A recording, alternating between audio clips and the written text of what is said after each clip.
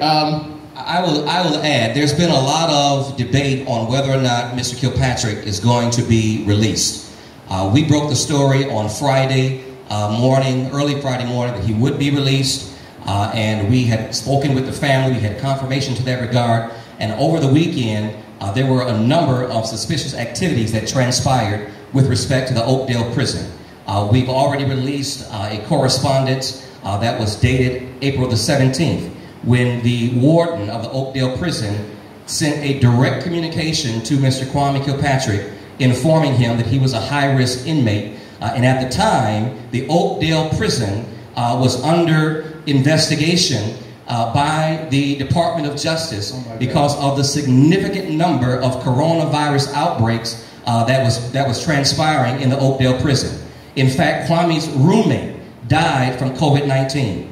And several others died in the Oakdale prison with respect to the coronavirus. Back in early April, the ACLU filed a formal class action lawsuit against the Oakdale prison as a result of the outbreak of coronavirus that was devastating that prison. And so we just find it very suspicious that as soon as the national media began to report that Kwame was going to be released on compassionate release, that all of a sudden, over the weekend, on the very day that the courts were able to open, a day after Memorial Day, that all of a sudden his name was on the top of the docket, and that Federal Bureau of Prisons decided to reverse that decision. We have concerns. We are still in conversations with various leaders from the White House to the Attorney General in the state of Louisiana. And on next Friday, June the 5th, we invite you and everyone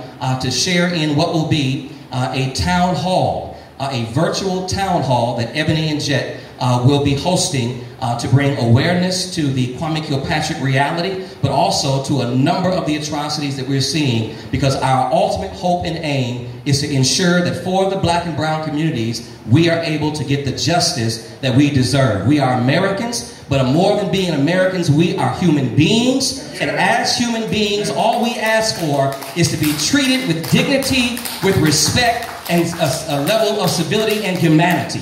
And if that is able to be accomplished, all of the looting and rioting that other news media wants to purport as something that is criminalizing to the black community, when you have been experiencing the level of pain and suffering that our community has, we have a right to grieve. And no one has the ability to tell someone how they may be grieving. Absolutely right. And while we don't advocate or promote violence or looting, we want to say that we understand the outrage and the anger that exists in the black community. And I'll just say this personally. I'm 41 years old now, but I remember very vividly. I've been pastoring for 15 years, and I've been at New Bethel for 13 of them. And it was not less than 10 years ago that I was driving with two other friends of mine, another being a pastor, in my 2004 Mercedes-Benz in West Bloomfield, where I live. I live in a gated community.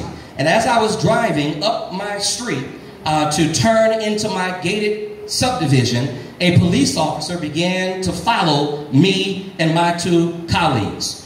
When the gate, because you have to have a little decoder on your vehicle that automatically opens up the gate. When the gate opened, the police followed me into my subdivision, and I live about 3 to 4 minutes away from the gate. So as I continued to drive and pass by 2 stop signs in my subdivision, and was finally able to turn onto the street where I live, I was parked in front of my house in the vehicle that is registered in my name. And the West Bloomfield police officer turned on his lights and began to ask for not only my identification, but also for the identification of everyone else that was in my vehicle, which we know was absolutely wrong. I filed a complaint back then with the West Bloomfield police. But to your point, we are tired and sick of being tired, of being criminalized just because of the pigmentation of our skin. And enough is enough. And it doesn't have to be a young person who wears their pants sagging. It doesn't have to be someone who fits their quote-unquote profile. It can be and was a pastor. And my life could have easily have been taken just as any of these other persons who are being snatched up out of their vehicles, placed into brutal police custody and are losing their lives as a consequence. And so we're here to say enough is enough. Amen. Amen. It's a shame when we can't walk while black and drive while black. Pastor, I just wanted to ask you a quick question. The reason why the release of the former mayor of the city of Detroit was held up, do you believe that this had anything to do with the Justice Department and Bill Barr, the Attorney General of the nation? Do you believe that it came down from the Justice Department? Well, let me just honestly speak and say